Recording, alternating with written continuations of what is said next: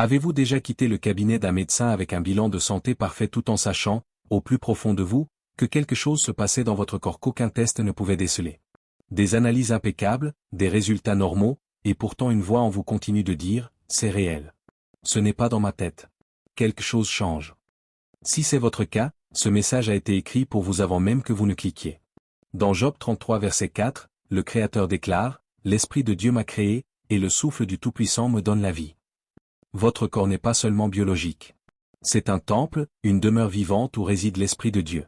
Et quand l'Esprit commence à se mouvoir à l'intérieur de cette maison, la maison le ressent avant que l'Esprit ne le comprenne, avant que les mots ne puissent le décrire. Le corps enregistre ce que les instruments ne peuvent mesurer. Aujourd'hui, je veux vous présenter 14 signes, non pas des symptômes de maladie, mais des signes d'une transformation divine déjà en mouvement en vous. Certains de ces signes, vous les ressentez depuis des années sans jamais avoir pu les nommer. Au moment où nous atteindrons le signe numéro 11, je crois que quelque chose dans votre esprit va se reconnaître. Et le signe numéro 14 porte une révélation qui redéfinit tout ce que vous avez un jour appelé une épreuve. Restez avec moi jusqu'à la fin. Frères et sœurs, il y a actuellement des millions de personnes qui ont consulté tous les spécialistes, essayé tous les traitements, suivi toutes les recommandations, et qui se sentent pourtant toujours différentes. Elles sentent toujours que quelque chose se passe en elles que le monde médical ne peut tout simplement pas atteindre. Ce n'est pas de la faiblesse. Ce n'est pas de l'hypocondrie. Ce n'est pas une anxiété sans nom. Ce qui se passe dans ces corps porte un nom que les Écritures décrivent depuis des milliers d'années, même si la science conventionnelle n'a pas encore rattrapé son retard. Romains 8 verset 11 dit clairement, « Et si l'esprit de celui qui a ressuscité Jésus d'entre les morts habite en vous, celui qui a ressuscité le Christ d'entre les morts rendra aussi la vie à vos corps mortels par son esprit qui habite en vous. » La Bible parle de transformation. Le mot grec est métamorphosis, le même mot qui décrit ce qui arrive à une chenille à l'intérieur d'un cocon. De l'extérieur, rien ne semble se passer. À l'intérieur, tout est en train d'être refait. Ce processus produit des sensations réelles que les instruments médicaux ne sont pas conçus pour mesurer, car ils n'ont jamais été construits pour détecter l'œuvre du Saint-Esprit. Quand Paul écrit dans Romains 8 verset 22 que « la création tout entière soupire et souffre les douleurs de l'enfantement », il ne fait pas de la poésie pour le plaisir. Il décrit un processus cosmique qui implique chaque être vivant, y compris votre corps physique. Imaginez que votre corps est comme une antenne spirituelle. Plus vous êtes accordé à la fréquence de l'Esprit de Dieu, plus vite vous détectez quand quelque chose change dans l'atmosphère spirituelle qui vous entoure. Les prophètes bibliques étaient exactement cela, des antennes. Avant que le peuple ne ressente le mouvement de Dieu, le prophète l'avait déjà vécu dans son propre corps, par des rêves, des visions, des sensations sans mots ordinaires. Vous êtes ce genre de personne, et ce que vous ressentez n'est pas la preuve que quelque chose ne va pas. C'est la preuve que Dieu parle déjà. Maintenant, avant de vous présenter les 14 signes, je dois dire quelque chose qui pourrait redéfinir tout ce message pour vous. Dans Jérémie 1 verset 5, Dieu dit ceci, « Avant que je t'eusse formé dans le ventre de ta mère, je te connaissais, et avant que tu fusses sorti de son sein, je t'avais consacré. » Avant que le monde n'ait la chance de vous dire qui vous étiez, Dieu vous avait déjà mis à part, déjà désigné, déjà inscrit quelque chose dans la trame de votre être que le monde ne pourrait jamais nommer. Ce sentiment que vous portez depuis l'enfance d'être différent, de voir des choses que les autres ne voyaient pas, de ne pas vraiment appartenir à une pièce, un groupe ou une catégorie offerte par le monde. Ce n'était pas un défaut. C'était une signature divine. 1 Pierre 2 verset 9 dit, « Vous, au contraire, vous êtes une race élue, un sacerdoce royal, une nation sainte, un peuple acquis. » Ce n'est pas par hasard que vous êtes né avec cette sensibilité. Elle a été conçue spécifiquement pour un but précis qui est encore en train d'être révélé. Parlons maintenant des 14 signes. Ce n'est pas une liste pour vous diagnostiquer.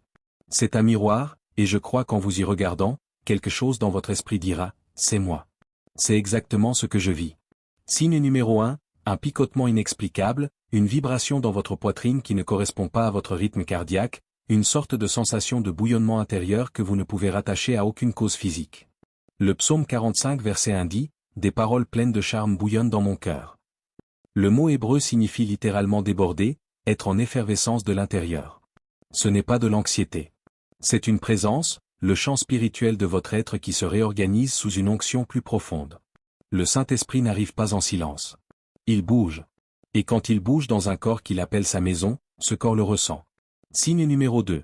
Des choses que vous consommiez sans réfléchir, certains aliments, certaines émissions, certaines conversations, provoquent désormais une réaction physique de rejet.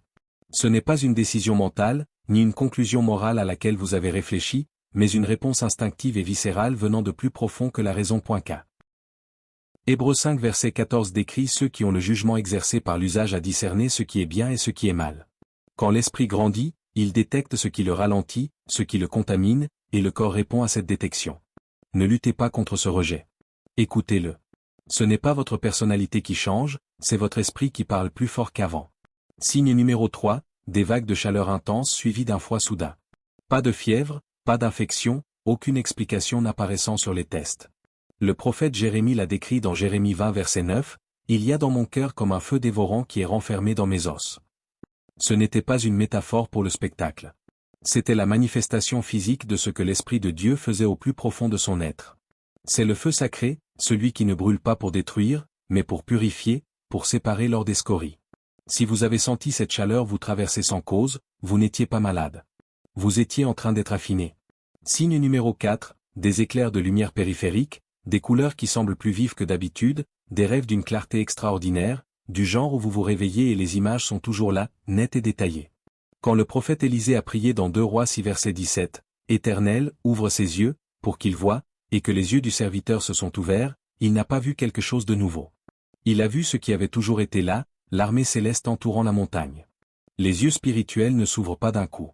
Ils se calibrent graduellement, et ces signes visuels sont précisément ce calibrage en mouvement. Vous n'imaginez pas des choses. Votre perception est en train de s'élargir. Signe numéro 5, des jours qui passent en quelques secondes, des heures qui s'étirent en quelque chose qui semble éternel, des moments de synchronicité qui défient toute explication logique. La bonne personne, le bon mot, le bon verset arrivant exactement au bon moment. La Bible parle de 2 types de temps, chrono, le temps linéaire, et kéro, le temps de Dieu. 2 Pierre 3 verset 8 dit, « Devant le Seigneur, un jour est comme 1000 ans, et 1000 ans sont comme un jour. » Quand vous commencez à fonctionner plus profondément dans l'esprit, la perception linéaire et rigide du temps se relâche. Ce n'est pas de la désorientation. C'est votre conscience qui est entraînée à habiter le temps de Dieu plutôt que l'horloge du monde. Signe numéro 6, vous dormez 9 heures et vous vous réveillez épuisé. Le repos physique n'atteint pas ce qui est dépensé à un autre niveau. Le prophète Élie a vécu cela dans 1 Roi 19. Après le feu sur le mont Carmel, après l'une des démonstrations spirituelles les plus puissantes de l'Écriture, il s'est effondré sous un buisson et a demandé à mourir. Et la réponse de Dieu n'a pas été un reproche. C'était le repos. Un ange l'a touché et a dit, « Lève-toi, mange, car le chemin est trop long pour toi. » L'épuisement d'Élie n'était pas une faiblesse physique. C'était le coût d'une activité au niveau les plus élevés de l'esprit. Quand vous vous réveillez fatigué, votre système spirituel a travaillé toute la nuit à des niveaux que votre esprit conscient n'a jamais enregistrés. Honorez cela. Ne luttez pas contre cela avec de la culpabilité. Signe numéro 7. Pleurer sans raison apparente, entrer dans une pièce et ressentir le poids de ce qui s'y est passé avant même que quiconque ne dise un mot, absorber la douleur des personnes proches comme si c'était la vôtre sans qu'elles ne vous disent rien. Jean 11 verset 35, le verset le plus court des Écritures, dit « Jésus pleura ». Il se tenait devant le tombeau de Lazare, sachant que dans quelques minutes il le rappellerait à la vie, et pourtant il pleura, non par désespoir, mais par une empathie surnaturelle. Quand vous portez le chagrin des autres comme s'il vous appartenait, ce n'est pas un fardeau que vous avez ramassé par accident. C'est le don d'intercession qui est activé. Le Saint-Esprit utilise votre sensibilité comme un pont. Signe numéro 8, une douleur qui apparaît dans une partie de votre corps pendant des jours puis se déplace. Aucune blessure, aucune lésion détectable, rien qui n'apparaisse au scanner ou à la radiographie. David a décrit cela dans les psaumes 32 versets 3 à 4. « Tant que je me suis tu, mes os se consumaient, je gémissais toute la journée. » Ce n'était pas de la poésie sans substance. C'était l'expérience physique d'un poids spirituel non traité. Et quand le Saint-Esprit commence l'œuvre de libération, le corps le ressent comme une douleur sans blessure. Non parce que quelque chose se brise, mais parce que quelque chose est enfin libéré. Chaque point de douleur est une couche d'histoire que l'esprit est en train de nettoyer. Signe numéro 9, les environnements bondés, les pièces bruyantes, les lieux chargés de négativité ou de conflit. Ils ne vous mettent pas seulement mal à l'aise, ils deviennent physiquement insupportables. Votre corps exige la retraite. Votre esprit insiste sur le silence. Dans Luc 5 verset 16, au milieu d'un ministère qui attirait des foules de partout, Jésus se retirait dans les déserts et priait. Ce n'était pas de la faiblesse. C'était une protection spirituelle délibérée. Quand l'esprit opère avec une plus grande intensité, il a besoin d'espace avec moins d'interférences pour recevoir ce que Dieu transmet. Le besoin de se retirer n'est pas de l'évitement. C'est un instinct spirituel auquel vous devriez faire confiance. Signe numéro 10, se réveiller systématiquement entre 2 heures et 4 heures du matin, faire des rêves d'une clarté inhabituelle, avoir le sentiment au réveil d'avoir reçu quelque chose pendant son sommeil, même si l'on ne peut pas vraiment mettre de mots dessus. Dieu a parlé par des rêves à Jacob, à Joseph, à Daniel, à l'homme qui est devenu le Père terrestre de Jésus. Joël 2 verset 28 prophétisait, « Vos vieillards auront des songes, et vos jeunes gens des visions. » L'état de sommeil est l'état de plus grande perméabilité spirituelle. L'esprit conscient baisse ses défenses. L'esprit reçoit sans filtre. Ces réveils à 3 heures du matin ne sont pas de l'insomnie. Ce sont des rendez-vous. Le fardeau de la prière que vous portez au réveil, celui qui n'a ni nom ni adresse, est une convocation divine. Répondez-y. Signe numéro 11, une perte d'intérêt inexplicable pour les activités, les relations et les objectifs qui vous définissaient autrefois. Une tristesse qui n'a pas d'objet clair. Comme si quelque chose se terminait, mais vous ne pouvez pas dire quoi. Jésus l'a dit dans Jean 12 verset 24, « Si le grain de blé qui est tombé en terre ne meurt, il reste seul, mais, s'il meurt, il porte beaucoup de fruits. » Le grain ne meurt pas parce que quelque chose a mal tourné. Il meurt parce qu'il a été conçu pour produire une multiplication que sa forme actuelle ne peut contenir. La version précédente de vous-même doit se défaire pour que ce que Dieu a planté en vous puisse émerger. Ce processus produit un deuil que personne autour de vous ne peut voir car, de l'extérieur, rien ne semble brisé. Mais vous le ressentez. Et maintenant, vous savez ce que c'est. Mon nom est Georges. Et pendant des années, j'ai traversé exactement ce que je décris. Des saisons où mon corps ressentait des choses qu'aucun médecin ne pouvait expliquer. Des moments où j'ai perdu tout intérêt pour tout ce que je pensais être censé vouloir. Des moments où le chagrin était réel et où le silence était la seule chose qui ait du sens. Et c'est dans ce silence que j'ai commencé à trouver les clés, les vérités qui ont déverrouillé ce que Dieu avait écrit en moi avant même mon premier souffle. C'est ce qu'est le protocole secret. Il porte ces clés non pas comme une théorie, mais comme le genre de révélation qui traverse votre esprit et ne vous laisse pas identique. Signe 12, 13 et 14. Signe numéro 12, trouvez exactement l'information dont vous aviez besoin sans l'avoir cherché. Des personnes apparaissant avec le message précis au moment précis. Un verset sur lequel on tombe et qui correspond exactement à ce que vous portiez dans votre cœur ce matin-là. Proverbe 16 verset 9 dit, « Le cœur de l'homme médite sa voie, mais c'est l'Éternel qui affermit ses pas. » Et Romains 8 verset 28, « Toute chose concourt au bien de ceux qui aiment Dieu. » Ce ne sont pas des phrases de réconfort. Ce sont des descriptions d'un système de navigation. Quand vous appartenez à Dieu et que votre esprit est accordé à sa fréquence, il déplace les détails. Avez-vous déjà pensé à quelqu'un et reçu un appel de cette personne au même instant? Ouvert votre Bible sur un verset qui répondait exactement à ce que vous n'aviez même pas encore formulé à voix haute? Ce n'est pas une coïncidence. C'est le Dieu qui tient l'univers utilisant chaque détail pour guider ceux qui l'appellent sien. Signe numéro 13, des idées qui arrivent complètes. Des solutions à des problèmes que vous n'aviez pas analysés consciemment.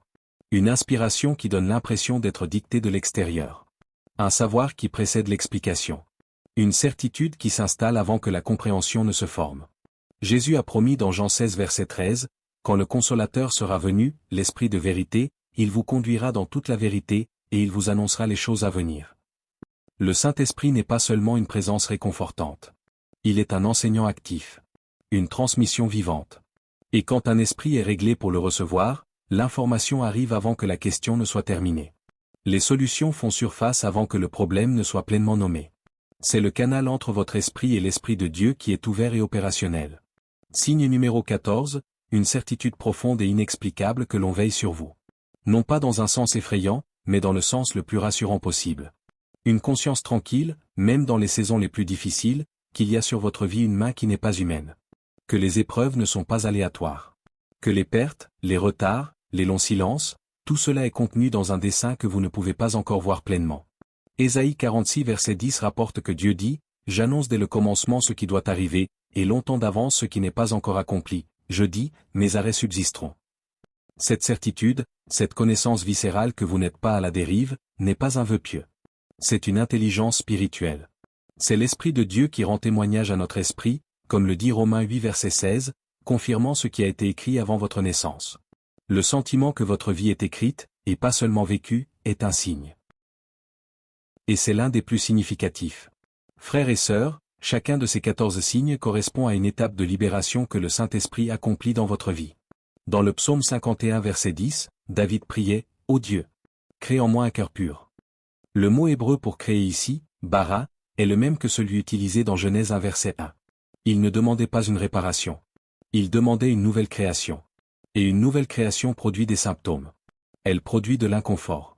Elle produit le genre de douleur qui ne vient pas de quelque chose qui se brise, mais de quelque chose qui est entièrement refait.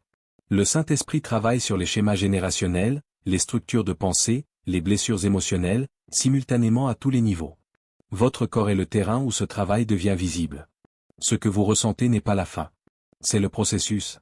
Et les processus de Dieu se terminent toujours par une restauration. Pensez à Joseph. Il est resté dans une cellule de prison pendant des années, trahi, vendu, oublié. Et pourtant, Genèse 39 verset 21 rapporte, « L'Éternel fut avec Joseph. » Dieu ne travaillait pas à le faire sortir plus vite. Il travaillait à le former plus profondément. Chaque jour de confinement était une préparation pour un niveau d'autorité que la version précédente de Joseph n'aurait pas pu assumer.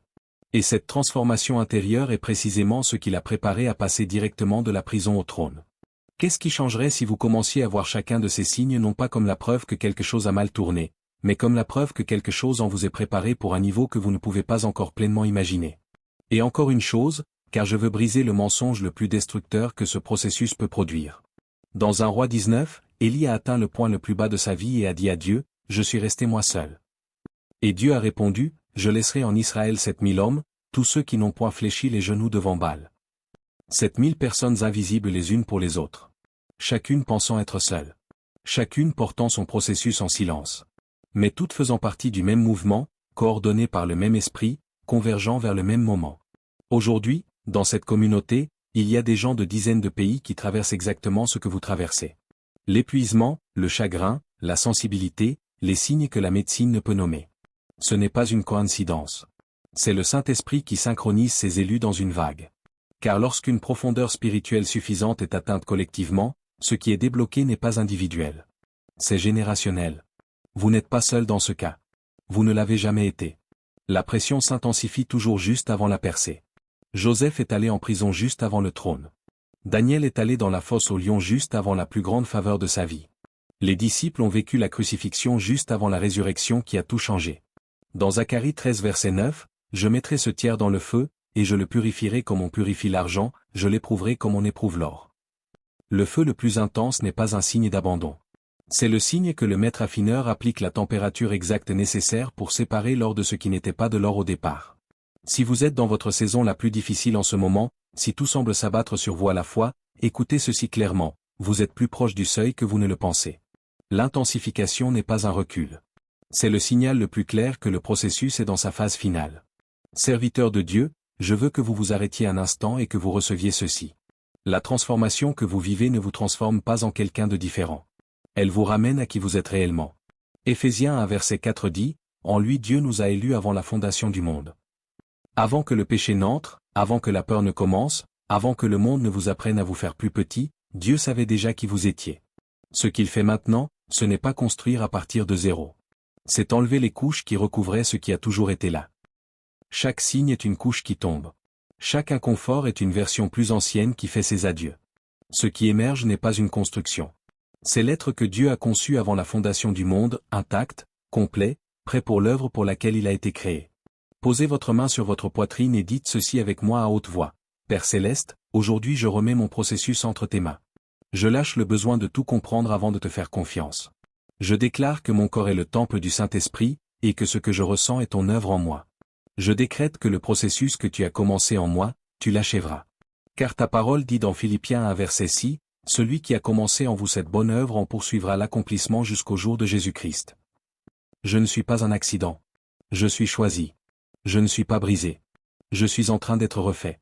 Et ce qui émerge n'est pas ce que le monde a construit par-dessus moi, mais l'être que tu as conçu avant la fondation du monde. Amen. Cet Amen n'est pas une fin. C'est un commencement. Si vous êtes arrivé jusqu'ici, c'est la providence, et non l'algorithme, qui vous a conduit à ce message. Si plus de 5 de ces 14 signes résonnent avec votre expérience, ce n'est pas parce que quelque chose ne va pas chez vous. C'est parce que vous êtes exactement le genre de personne pour qui ce message a été conçu. Quelqu'un au milieu d'une profonde transformation qui avait besoin d'entendre que ce qu'il vit a un nom, a un but et a une destination que le Dieu qui l'a commencé a déjà garanti. Vous n'êtes pas seul. Et ce qui vient ensuite est meilleur que ce que vous pouvez imaginer en ce moment. Écrivez lequel des 14 signes vous a le plus touché. Dites-moi ce que vous portiez et qui a enfin un nom aujourd'hui. Construisons ensemble une carte de tous ceux que le Saint-Esprit transforme en cette saison. Chaque témoignage est une lumière.